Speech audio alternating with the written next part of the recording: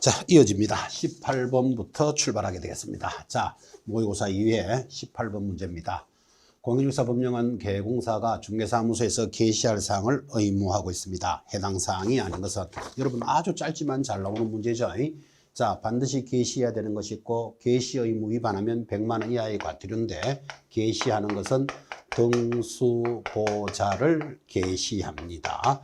그래서 항상 여러분에게 전달했던 것 모의고사 치고 나면 학원에 등수가 게시됩니다. 그래서 게시되는 것은 등수보자 이렇게 기억을 하시고, 자, 등이 뭐죠? 사업자 등록증, 중개사무소 등록증입니다. 등록증이 두 개죠. 그 다음 수수료표입니다. 보수표, 보정설정서류, 나 2억에 가입돼 있다 이거죠. 자, 자격증 원본 게시합니다. 자, 설정 아닌 것은 보정서류, 보수표, 자격증 원본, 등록증, 사업자 등록증 원본이니까 실무교육이 수정을 게시하라 라는 말은 없죠. 자, 짧지만 아주 잘 나오는 문제입니다. 등수보자 기억하시면서 게시하는 것은 모두 5개, 위반하면 100만 원 이하의 과태료 사유입니다. 19번 들어왔습니다. 19번. 자, 계공사가 보수에 대한 이 법상의 설명입니다. 타당한 것을 찾으시오. 자, 1번. 동일한 중개대상물에 대해서 매매를 포함한 둘 이상의 거래가 동일 기회에 이루어지면 매매에 관한 금액만을 적용합니다. 5. 자, 항상 여러분 동일이 3번이면 매매만 받는다라는 지문이죠. 5. 2번 계공사가 거래계약서를 작성하지 못했다 하더라도 계약 체결에 있어서 중개인이 거래 성립에 결정적인 기여를 하였다면 보수를 청구할 수 있다라는 것도 판례죠. 자, 그래서 타당한 것도 들어오는데 1번 한번 봅시다. 동일한 물건에 대하여 매매를 포함한 둘 이상의 거래가 동일기에 이루어지면 매매에 관한 금액만을 적용한다. X죠. 항상 동일이 3번 보입니다.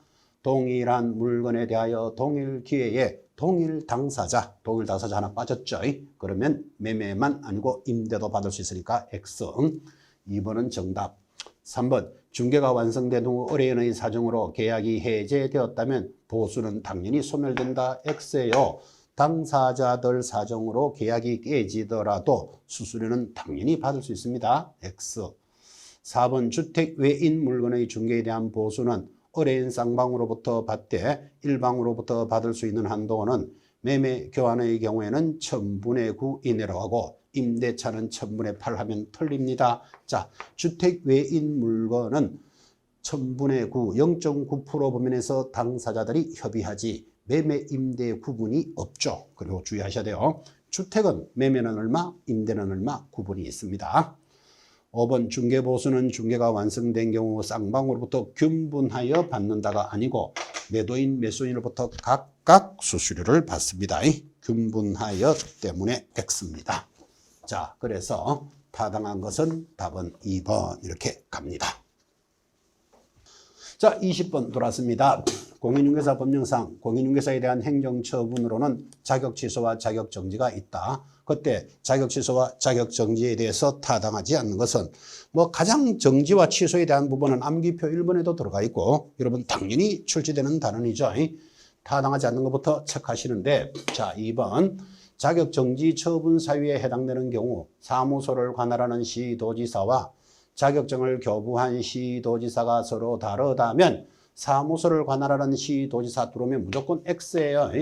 여러분 자격증은 교부한 시도지사만이 합니다. 자, 그래서 타당하지 않는 것 2번. 자, 나머지는 공부용이니까 봅시다.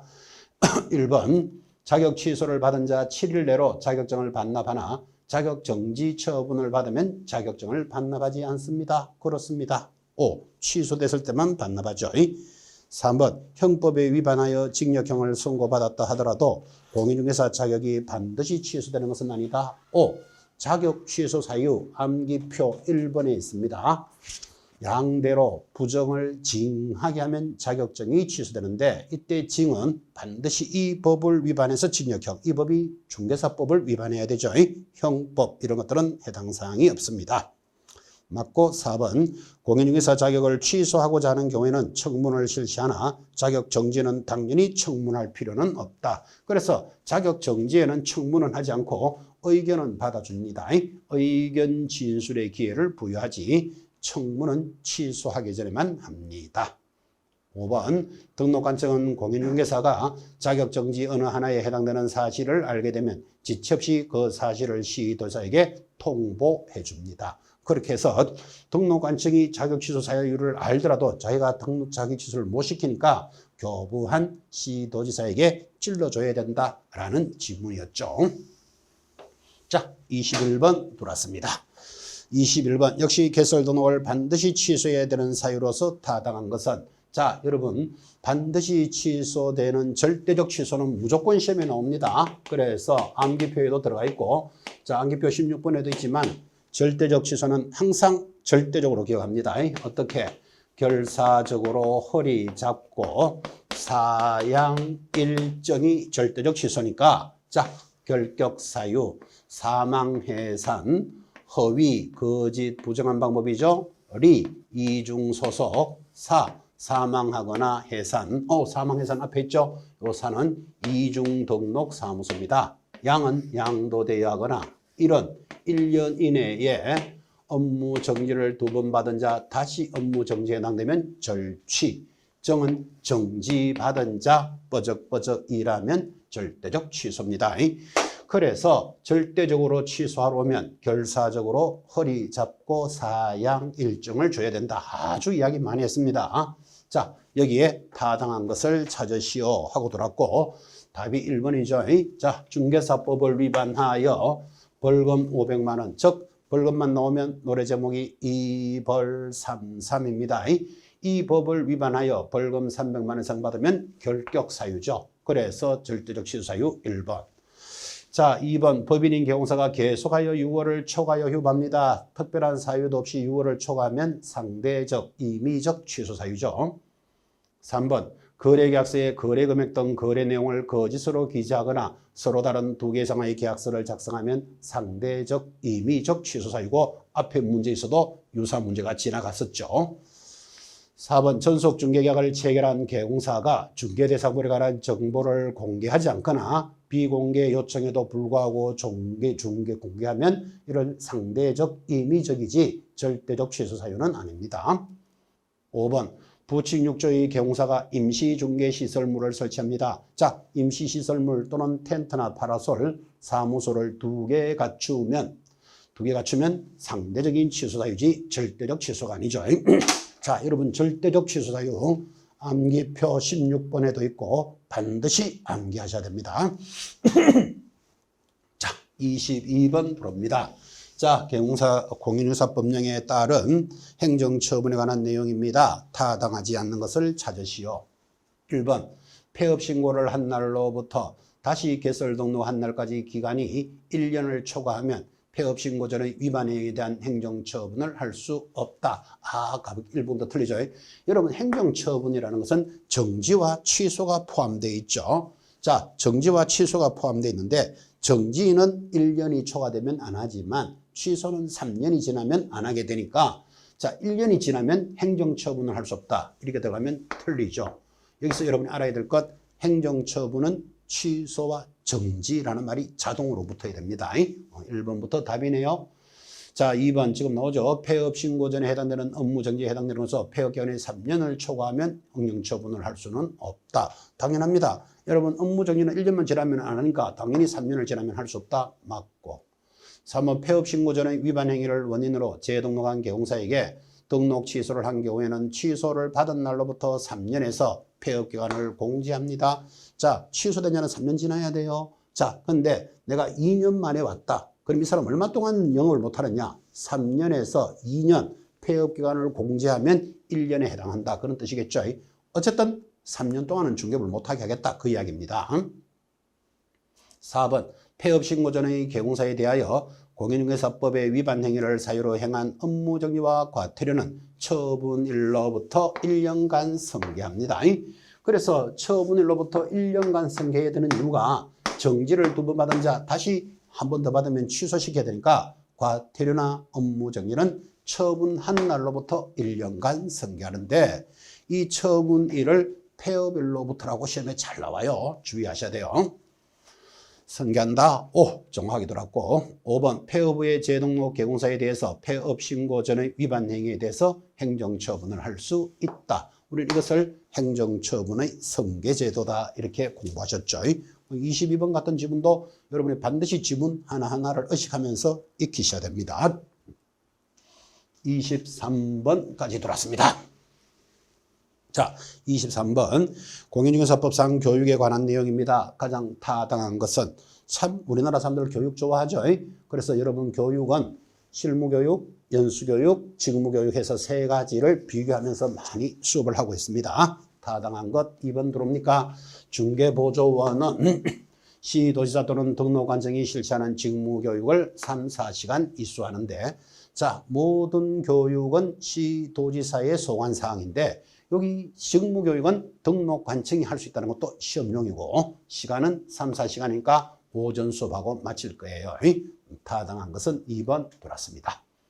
수정합시다. 1번 시도지사는 연수교육, 실무교육을 이수한 개공사와 소공사를 대상으로 매 3년마다 연수교육한다. X 연수교육은 2년마다 실시하죠. 그래서 2년이 되기 2개월 전에 통지하니까 연수교육은 숫자가 2하고만 놉니다. 연수교육은 연속한다. 하나 더 가면 따라 들어가는 게 2잖아. 그죠? 그래서 2년 기억하셔야 돼요. 3. 분사무소 소속 공인중개사가 되고자 하는 자는 중개업무를 수행하기 위해서 실무교육 수료할 필요는 없다. 소공사 실무교육 받아야 됩니다. X. 4. 국토장관은 실무교육의 전국적인 균형 유지 등을 위하여 실무교육 지침을 마련하여 시행할 수 없다. X. 모든 교육은 시도지사가 실시하니까 자, 서울시장이 하는 교육이 다르고 경기도지사가 하는 교육이 다를 수 있으니까 시도지사가 교육을 할 때는 국토장관이 지침을 마련해서 전국을 똑같이 하라고 유지합니다. X. 5. 공인중개사 자격증이 없는 일반인이 법인의 사원이나 임원이 되고자 하는 경우에는 실무교육 수료하지 않아도 된다. 법인의 모든 사원, 임원은 실무교육을 이수할 것. 그렇게 공부합니다.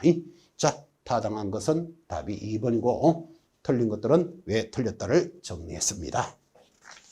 교육도 반드시 여러분이 정리하셔야 될 내용이었습니다. 24번까지 넘어왔습니다. 자, 24번 개공사 등에 대한 벌칙에 관한 설명입니다. 틀리는 것은 여러분 벌칙은 형벌 3년에 3천, 1년에 1,000 있고 과태료 500만 원짜리 과태료, 100만 원짜리 과태료 4종류가 벌칙이죠. 벌칙은 암기표에도 들어가 있으면서 당연히 암기사항입니다. 이건 암기하면 점수, 안 하면 꽝 이렇습니다. 그래서 암기해 가셔야 됩니다.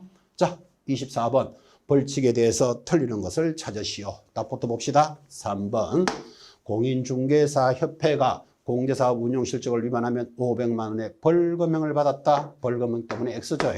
협회는 받았다 하면 500만 원짜리 과태료입니다. 자, 살짝 조심하셔야 되죠. 벌금과 과태료는 하늘 땅 차이죠. 그래서 협회는 500만 원짜리 과태료입니다. 틀렸고 자, 1번 부당한 이익을 얻을 목적으로 거래가 완료된 것처럼 꾸미는 등 시세에 부당한 영향을 주면 자, 3년에 3천으로 공부하니까 3년 이하의 징역 3천만 원 이하의 벌금이니까 1,500만 원 받을 수 있죠. 이 정도의 부드러움은 가져가셔야 돼요. 2번 부칙 6조의 개공사가 사무소 이전 신고를 위반하여 30만 원의 과태료를 받았다. 오해요. 사무소 이전 신고 위반 100만 원 이하의 과태료죠. 이복에 문표 반납할 때 이가 이전 신고 위반인데 100만 원 이하의 과태료니까 당연히 30만 원 받을 수 있다. 이 정도의 부드러움은 가져갑니다. 4번 다른 사람에게 자기 성명을 사용하여 중개 업무를 하게 한 공인중개사인 개공사가 500만 원의 벌금형을 받았다. 자, 자격증을 빌려주는 사람을 양도대여랍니다. 양도대여는 1년 이하의 징역 1,000만 원 이하의 벌금이니까 500만 원 받을 수 있죠. 5번 중개사무소 개설 등록을 하지 아니하고 중개업을 한 무등록 개공사 500만 원의 벌금형을 받았다. 우리 중개사법에서 제일 센 놈이 무등록업자고 3년 이하의 징역 3천만 원 이하의 벌금이니까 500만 원 받을 수도 있잖아요. 그래서 단조롭게 암기식으로 따라가고 있습니다. 벌칙은 여러분들이 공부한 만큼 따라가니까 만약에 벌칙을 암기하는데 부담스럽다. 그러면 이렇게 모의고사에 들어온 문제들만이라도 꼭 익혀보시기 바랍니다. 중요한 것들만 뽑았기 때문에 그렇습니다. 25번 갑니다. 자, 25번. 공인중개사법상 여러 가지 위반 행위에 대한 벌칙입니다. 옳게 연결된 것을 고르시오. 자, 답부터 봅시다. 옳은 것 4번. 임시중개시설물을 설치한 법인인 개공사. 자, 텐트나 파라솔을 치고 사무실 2개 갖추면 1년 징역 1,000만 원 벌금. 정확히 들었죠? 4번.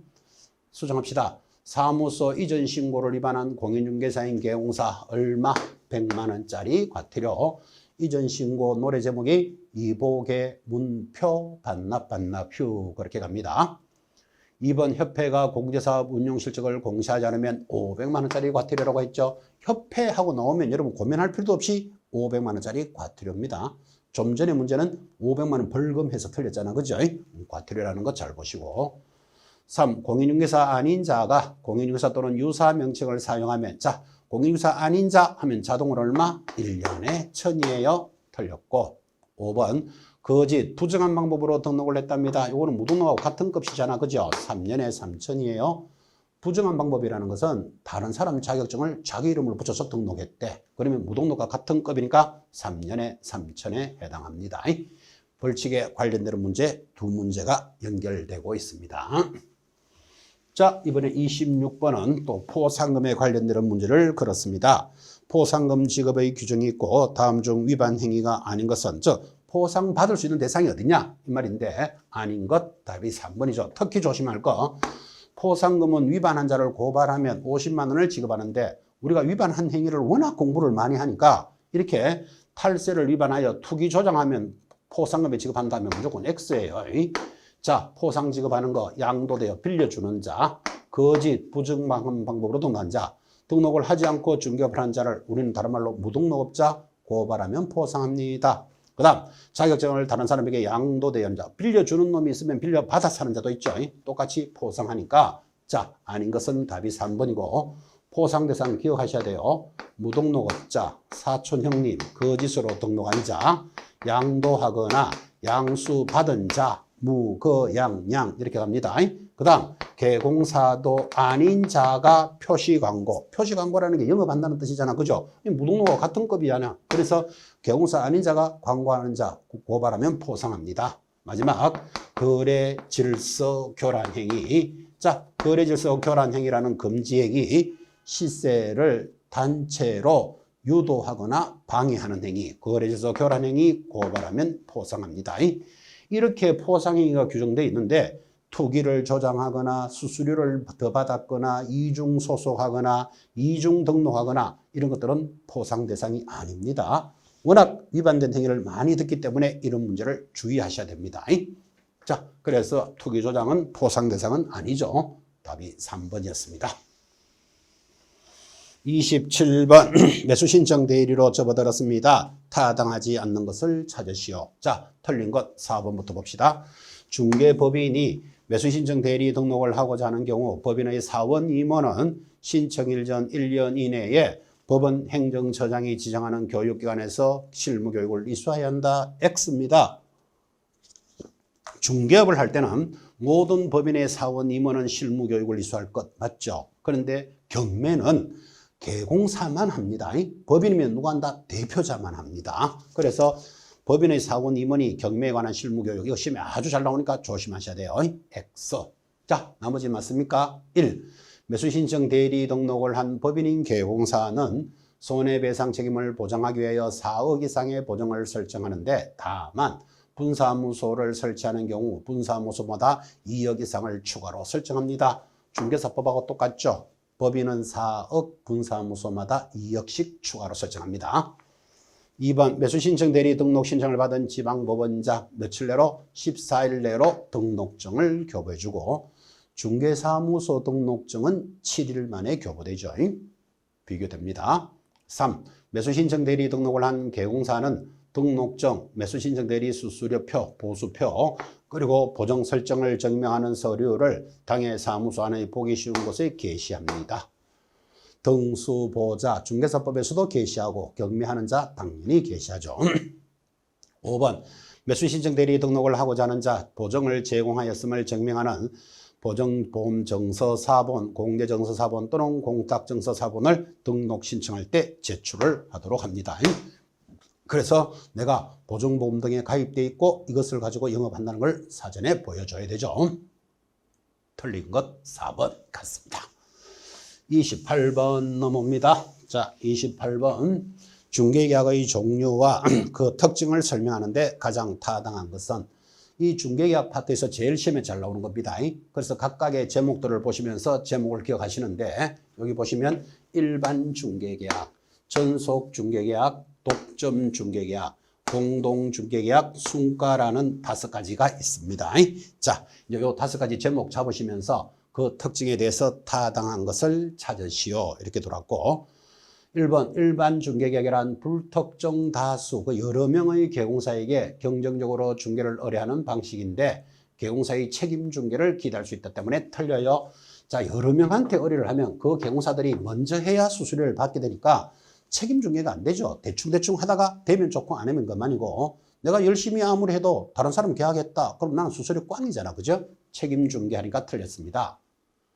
2번 전속 중개계약이란 의뢰인이 중개를 의뢰함에 있어서 특정 개공사를 정하여 중개 대상물을 중개하도록 하는 계약으로서 개공사에게 가장 유리한 것은 개공사에게 가장 유리한 것 독점 중개계약이에요. 특징 새기셔야 돼요. 3번 독점 중개계약은 특정 개공사에게 독점적으로 의뢰하는 형태로서 계약이 체결이 되면 거래계약을 누가 성사시키든지 간에 개공사가 보수를 받게 된다. 그래서 개공사에게 제일 유리한 게 독점이죠. 누가 체결하더라도 수수료는 너에게 주겠다. 우리나라 현실하고는 좀 안 맞습니다. 그래서 답은 3번으로 돌았고 4. 공동중개계약은 독점중개계약을 보완한 것으로서 개공사의 단체 또는 2사람 이상의 개공사들의 공동활동에 의해 중개가 이루어지는 방식인데 우리나라에서 가장 많이 이용된다 때문에 X입니다. 그래서 2명 이상의 개공사가 서로 협력해서 거래를 하니까 공동중개는 맞는데 우리나라에서 가장 많은 것은 일반적인 중개계약이죠. 여러 명한테 의뢰해서 먼저 체결하는 사람에게 수수료를 주겠다. 5번 순가중개계약은 의뢰인이 미리 매도 매수 가격을 제시하고 그 가격을 초과하는 개공사가 금액을 보수로 취득하도록 하는 계약으로서 부동산 가격을 상승시키고 투기를 조장하고 하면서 나쁜 말들은 다 들어가는데 당연히 금지 행위다. 이것 때문에 X예요. 틀리게 하는 거 잘 보셔야 돼요. 순가중개계약은 이 물건을 1억에 팔자. 먼저 가격을 정하고 1억 이상 팔리는 걸 수수료로 하니까 1억 5천에 팔아오면 5천만 원이 수수료예요. 자, 그렇게 되니까 가격을 조작하고 투기를 조장하고 뭐 폭리를 취할 수 있고 나쁜 말은 다 들어가는데 그 자체를 금지 행위다 하면 틀린다 이 말이에요. 여러분 1억 이상 팔면은 수수료를 하자는데 1억 200만 원에 팔았어요. 그럼 200만 원 수수료면 법정 수준에 들어간다면 그걸 금지해야 될 이유는 없죠. 그래서 금지될 가능성이 높지만 순가중개계약을 금지한다 하면 틀립니다. 자, 답은 3번으로 정리하시면서 5개의 중개계약의 제목들을 좀 잘 보시기 바랍니다. 실무편에서 그래도 이 부분이 제일 중요한 내용입니다. 29번 준비되어 있습니다.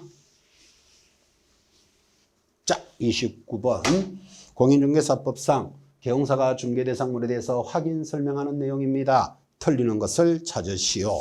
자, 29번 확인 설명도 반드시 출제되는 단원인데 1번부터 틀리죠.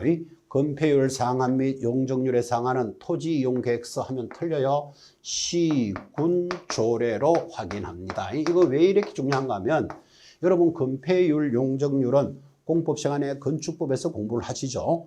자, 건축법에 우리나라 전역에서 적용되는 건폐율 용적률을 공부하고 시험에 합격하시면 여러분들이 영업하는 지역은 뭐 구리시에서도 할 수도 있고 뭐 영주시에서도 할 수도 있고 그러니까 자기가 일하는 지역의 시군 조례에 따라서 영업을 하게 되니까 건폐율 용적률은 자기가 일하고 있는 시군 조례를 따르는 게 원안이니까 1번 문제 아주 조심하셔야 돼요. 1번부터 틀린 거예요.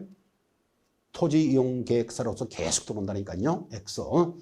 자, 맞는 거 공부합니다. 소유권, 저당권 등 권리관계에 관한 사항은 등기부를 통해서 조사할 것입니다. 5. 공법상 이용제한 및 거래 규제에 관한 사항은 토지 이용 계획서를 확인하고 공법상은 토지 이용 계획 확인서입니다. 4번 토지 소유권에 대한 지분을 공유지 연명부와 등기상 증명서를 통해서 조사합니다. 5번 중개대상물의 종류, 면적, 용도 등 중개대상물에 관한 기본적인 사항은 토지 대장 및 건축물 대장 등본 등을 통해서 조사하겠죠. 건물은 전부 다 건축물 대장 하면 대체적으로 다 맞아 들어갑니다. 자, 확인 설명하는 방법에 대한 내용들이고 1번은 여러분들이 의식하고 공부합니다. 그래서 건폐율, 용적률은 시, 군, 조례 꼭 체크해 주셔야 됩니다. 아주 출제 빈도가 높죠. 30번 돌아왔습니다. 자, 30번 개공사가 등기사항 증명서를 통해서 권리관계를 조사하는데 가장 많이 접하는 것이 저당권일 것입니다. 그 저당권에 대한 권리 분석 중 타당하지 않는 것은 시험에 나올 때 딱 정해져 있습니다. 저당권에 관련 문제 틀리는 것 4번. 등기사항 증명서에 저당권이 기재되면 개공사는 피담보 채권만 확인할 수 있고 채권자와 변제기 등은 탐문을 통해서 조사해야 된다. X죠. 여러분 건저당이 설정되면 국민은행 건저당권 5천만 원 이렇게 되니까 채권자 국민은행이 당연히 들어갑니다. 그래서 틀린 것 4번입니다. 채권자 변제기 등은 탐문이 아니고 채권자 등기부등본에 나타나죠. 자, 답이 돌았으니까 공부할까요? 1번 건저당권자보다 선순위 앞에 있는 가압류권자가 있다면 경매 처분되면 가압류권자와 건저당권자는 동순위다. 아, 요거 독특한 경우는 O죠. 요거 좀 잘 보셔야 됩니다. 자, 여러분 1번에 건저당권이 있고 건저당은 물권이죠. 2번에 가압류가 돌았다고 칩시다. 채권이죠. 자, 이 물건이 경매 처분되면 제일 먼저 누구부터 배당해 준다? 1번이 물건이면서 1번이잖아. 그래서 1번부터 배당하고 남으면 2번의 가압류 두 번째 순서로 갈 것입니다. 당연한 이야기죠. 그런데 묘하게 1번의 가압류가 먼저 들어왔고 2번의 건저당이 들어왔습니다. 자, 채권과 물건이 합치면 물건이 우선인데 여기가 가압류잖아. 압류가 확정이 안 됐잖아 지금, 그죠? 이걸 합정이 안 됐으니까 어떻게 해야 될지를 모르겠어. 할 수 없다. 너희들 둘은 동순이다. 이렇게 만들어주는 거예요. 요 독특한 요 규정만 기억해 놓으셔야 돼요. 건저당이 앞에 있으면 신경 쓸 필요 없어요. 물건이니까 무조건 먼저 가는데 가압류가 저당보다 앞에 있으면 할 수 없이 동순위가 됩니다. 아주 독특한 권리죠. 자, 2번 매번 나옵니다. 건저당이 설정되면 채권 최고액은 현재 채무액과 일치하는 것은 아니다. 건저당권이 국민은행에 5천만 원이 설정되어 있으면 내가 꼭 5천만 원을 빌리지 않아도 4천만 원 빌리더라도 5천만 원이 채집이 되죠.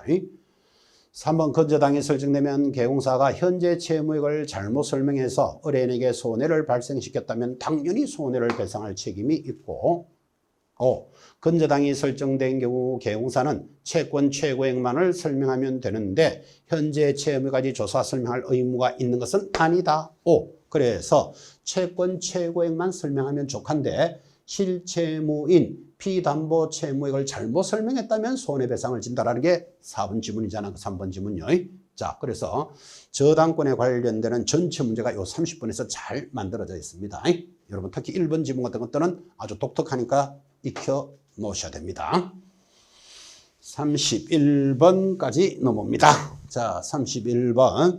중개실무 과정에서 개공사가 임야를 중개할 때 묘지가 가장 힘든데, 자, 이 분묘기지권에 관련되는 것으로서 타당하지 않는 것은 민법에서도 출제되고 우리 중개사법에서도 해마다 출제합니다. 자, 타당하지 않는 것부터 볼까요? 3번. 분묘기지권이 시효 취득된 경우 사망자의 영고자는 종손이 분묘를 관리할 수 있을 때에도 토지 소유자에 대해서 분묘기지권을 주장할 수 있다. 그래서 틀린 것 3번이에요. 자, 종손이 분묘를 관리할 수 있으면 제일 먼저 분묘기지권은 종손이 관리하고 종손이 없으면 그 영고자가 가능하다. 이렇게 가죠. 그래서 틀린 것 3번입니다. 공부할까요? 1번 분묘기지권을 시효 취득하는 경우 지료를 지급하지 않아도 된다. 그래 일단 답은 맞는데 지료를 지급하지 않아도 되지만 갈로 열고 이제 청구가 가능하다. 여기 작년부터 바뀝니다.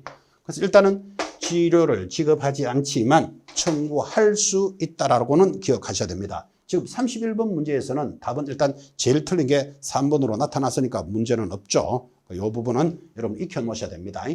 이제 시효 취득도 청구한 날로부터 청구할 수는 있다. 그렇게 갑니다. 2번 분묘기지권을 집단으로 취득하는 경우 그 일단의 토지 전체에 분묘기지권의 효력이 미치고 그 범위 내에서 이장을 하더라도 범위 내에서 분묘기지권은 계속 존속된 것으로 본다. 5. 자, 4번 장사 등에 관한 법률이 시행되기 이전에 타인 소유의 토지의 소유자의 성낙 없이 분묘를 설치한 경우에도 20년간 평온 공연하게 분묘의 기지를 점유하면서 취득합니다. 그렇죠. 20년간 서로 간에 분쟁이 없었다. 취득합니다. 5. 분묘기지권은 분묘의 사성, 무덤 뒤를 반월령으로 꺾은 둔덕이 조성되어 있다면 당연히 그 부분까지 미치는 것은 아니다. 그래서 항상 인정할 수도 있고 안 할 수도 있다라는 판례였죠. 자, 그래서 타당하지 않는 것 답은 3번. 32번 갑니다. 자, 32번. 분묘, 주말체험농장, 농지법이죠. 주말체험 용농을 목적으로 농지를 취득하는 의뢰인에게 설명했습니다. 타당하지 않는 것은 답이 2번인데 주말체험 영농을 목적으로 농지를 취득하고자 하는 경우에는 농지증을 발급하지 않아도 된다. X예요. 자, 도시민들의 주말체험 농장도 농지증 반드시 있어야 됩니다. 자, 그래서 틀린 것 2번부터 잡으시고 공부할까요? 1번 주말체험 영농을 위해 농지를 취득하고자 하는 세대원은 합산하여 1000제곱미터 미만의 농지를 취득하니까 엄마 이름으로 1000, 아빠 이름으로 1000 이렇게는 안 된다는 뜻이에요. 세대원 합산하여 1000제곱미터 미만입니다. 3번 농지법에 의한 농업인이 농지를 취득하여 8년 이상을 농지 소재지에 거주하고 작용하면 양도세가 감면된다고 설명하였다. 8년 이상 경작하면요. 5. 4번 주말체험 영농으로 취득하는 농지인은 임대 휴경을 할 수는 없다. 그대로 기억하셔야 됩니다. 주말체험 농장. 5번 개인이 아닌 법인의 경우에는 주말체험 영농의 목적이 농지 취득 제한이 됩니다. 그래서 법인은 주말체험 농장으로 취득하겠다. 그런 말은 없다. 취지 농지법을 공부했습니다. 자, 33번까지 넘어옵니다. 자, 우리는 상호주의에 의하여 외국인도 우리나라 부동산을 취득할 수 있을 것입니다. 그때 이와 관련된 설명으로 타당하지 않는 것은 4번부터 봅시다. 외국인이 건축물의 신축, 재축, 정축, 개축 등 계약 외의 원인으로 토지를 취득하는 경우에는 60일 내로 시군구청장에게 신고하는데 우리는 이것을 계약 외의 원인이죠. 계약은 매매 교환 정려니까 이거 외의 원인은 전부 60일입니다. 취득한 날로. 취득인 날로부터 6개월 내로 신고해야 되죠. 틀린 걸 찾아야 되니까. 자, 그래서 틀린 것 4번 공부합시다. 1번 외국인이 계약을 원인으로 토지를 취득하면 60일 내로 신고하나 부동산 거래 신고를 하면 신고를 생략할 수 있다. 그래서 부동산 거래 신고가 센 놈이니까 센 놈을 하면 약한 놈은 한 것으로 봐줍니다. 2번 외국인이 허가구역 안에서 허가를 받지 아니하고 토지 취득 계약을 체결하거나 부정한 방법으로 허가를 받아 토지 취득 계약을 체결한 외국인은 2년 이하의 징역 2천만 원 벌금. 외국인 토지 허가 위반에 대한 내용이고 암기표에 다 들어가 있겠습니다. 표도 익히셔야 됩니다. 3번 토지 취득 허가 신청을 받은 시장 군수구청장은 허가 신청을 받은 날로부터 15일 내로 허가한다. 불허가 처분을 해야 되고 5번 내국인이 외국인으로 변경이 됩니다. 자, 여러분이 한국인이 부동산을 가지고 있다가 내가 외국인으로 국적이 바뀝니다. 미국에 귀화했다, 캐나다 국적을 취득했다 이런 거 있죠. 그럴 때는 국내 토지를 계속 보유하고자 할 때는 외국인으로 변경된 날로부터 얼마? 6개월 내로 신고사항이었죠. 이 외국인 부동산 취득도 여러분 반드시 출제됩니다. 이 짧은 단원에서 이 한 문제에서 모든 내용들이 계속 돌아갈 겁니다. 33번도 중요 문제. 중요 문제는 다 중요 문제고 자주 나오는 문제 그대로 익히셔야 됩니다. 자, 34번 들어갑니다. 확인 설명서 작성 방법으로서 타당하지 않는 것은 역시 3번 잡아놓고 갑시다. 자, 틀리게 하는 게 정해져 있어요. 토지 이용 계획, 공법상 제한상이나 거래 교제란의 도시군 계획 시설, 지구 단위 계획, 그 밖에 도시군 관리 계획은 토지 이용 계획서를 확인한다. X예요. 도시군 관리 계획 등은 개공사가 직접 확인하여 기재합니다. 이렇게 나옵니다. 그러니까 확인 설명서 작성 방법 1, 2, 3, 4 양식 꼭 읽으셔야 됩니다. 타당하지 않는 거 3번 들어왔고. 자, 맞는 것들로서 비주거용 건축물의 그 밖의 시설물 안에는 공업용은 전기 용량, 오수 정화 시설 등을 기재하게 됩니다. 5. 이 주거용 건축물의 대상 물건의 표시란에는 내진 설계 능력과 내진 설계 여부를 설치하니까 이제는 주거용 아파트 등이죠. 이제 우리나라도 지진으로부터 자유롭지 못합니다. 내진 설계 여부를 확인합니다. 4. 토지 이용계획 공법상 제한이나 거래 규제란에는 임대차의 경우에는 기재를 생략할 수 있다? 맞다. 여러분 임대차를 할 때는 공법상 굳이 들어갈 필요 없죠. 투기 거래 과열지구입니다. 토지 거래 허가 지역입니다. 사고 팔 때 의미가 있지. 임대차는 생략할 수 있다. 5번 중개 대상물의 내외부 시설물의 상태와 벽면 도배의 상태는 개공사가 이전 의뢰인에게 자료를 요구하여 확인한 사항을 기재합니다. 상태죠. 벽면 도배 상태, 내부 시설물의 상태는 자료를 요구합니다. 자, 그래서 타당하지 않는 것 3번 들었고, 자, 이런 정도 내용은 매번 출제가 되는 확인설명서 기재 요령입니다. 자, 35번까지 돌았죠. 자, 공인중개사 법령상 개공사는 계약이 체결되면 중개계약서를 작성하는데 다음 중 거래계약서 작성 시 주의사항은 하고 돌았습니다. 자, 타당한 것 답은 3번 정리할까요? 자, 개공사가 피성년 후견인과 계약 체결을 중개하는 경우에는 법정 대리인의 동의가 있어도 피성년 후견인과의 계약은 피하고 법정 대리인 또는 후견인하고만 중개해드리니까 피성년 후견인은 완전 맛이 간 사람이죠. 그죠? 그래서 요 3번 지문 잘 보셔야 돼요. 그래서 피성년 후견인은 동의를 받아도 자기가 법률 행위를 할 수는 없다라는 지문입니다. 자, 1번 공유인 부동산은 공유자 1인이 자유롭게 처분할 수 있는 것이 특징이다. 그렇습니다. 공유물은 지분도 자유롭게 처분할 수 있죠. 1인이 자유롭게 처분할 수 있는 것이 원칙이다. 자, 2번. 참. 1번 틀렸죠. 공유인 부동산은 지분은 자유롭게 처분하지만 공유 부동산 전체는 전체 동의가 있어야 되죠. 자유롭기 때문에 X.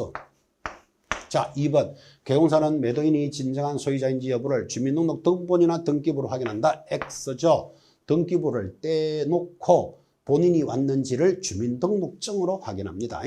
주민등록 등본 이런 걸로 본인을 확인할 수는 없죠. 4. 의사 무능력자가 단독으로 계약을 체결하면 취소할 수 있다가 아니고 의사 무능력자의 법률 행위는 무효라고 익히셔야 됩니다. 5번 미성년자와 계약 체결을 중개하는 경우 혼인을 하였어도 미성년자의 법정 대리인과 계약 체결을 중개하거나 법정 대리인의 동의 여부를 확인해야 된다. X예요. 자, 우리 중개사법에서는 미성년자가 혼인을 하더라도 중개업을 못하는 결격 사유지만 민법에서는 미성년자가 혼인을 하면 성년으로 의제되어 단독으로 법률 행위를 할 수 있습니다. 익히셔야 되죠. 자, 타당한 것은 답은 3번. 3번 지문도 별도로 여러분들이 익히셔야 될 문제죠. 36번까지 돌았습니다. 자, 36번. 개공사가 계약 체결을 중개하고 거래계약서를 작성하는 경우 주거래 사항 외 그 밖의 관련 사항도 확인하는데 이에 대한 설명으로 타당하지 않는 것은 답이 2번에 보입니까? 자, 별도의 특약이 없으면 중도금이 지불되기 전 매매계약에서 계약금을 받은 매도인은 계약금의 배액을 해약금으로 지불하고 해약할 수는 없다. X죠. 여러분 중도금이 지불되기 전에 매매계약에서 계약금 받은 자 받은 자는 2배를 주고 지급한 자는 포기함으로써 해약할 수 있다를 알고 계시죠? 자, 틀린 게 2번. 공부할까요? 1번 부동산을 이중 매매한 경우 제2 매수인이 매도인의 배임 행위에 적극적으로 가담했다면 그 매매 행위는 무효이다. 그래서 기본적으로 이중 매매는 유효한데 적극적인 배임 행위가 있었다면 무효라는 내용이죠. 3번 매매 비용은 매매 계약을 체결함에 있어서 일반적으로 소요되는 비용으로서 청량비용, 감정평가비용, 공정비용 등이 해당되고 이것들은 당사자가 균분하여 부담합니다. 계약을 하면서 이루어지는 금액을 매매의 비용이라고 이런 것들은 균분하여 부담합니다. 5. 수량 매매는 당사자가 매매의 목적인 특정물이 일정한 수량을 가지고 있다는 데 주안을 두고 대금도 수량을 기준으로 정한 경우 예를 들면 사과 한 박스에 10,000원 하고 갈로 열고 한 개당 500원 이렇게 수량으로 기준을 하면 물건이 모자라게 되면 감액 청구권을 행사한다라는 취지. 민법의 계약법에서 많이 듣죠. 5번 담보책임이나 위험부담 등은 계약서에 명시하지 않더라도 민법에서 규정된 내용에 따라 책임을 물을 수 있는 법정 책임이다. 아주 중요한 문제죠.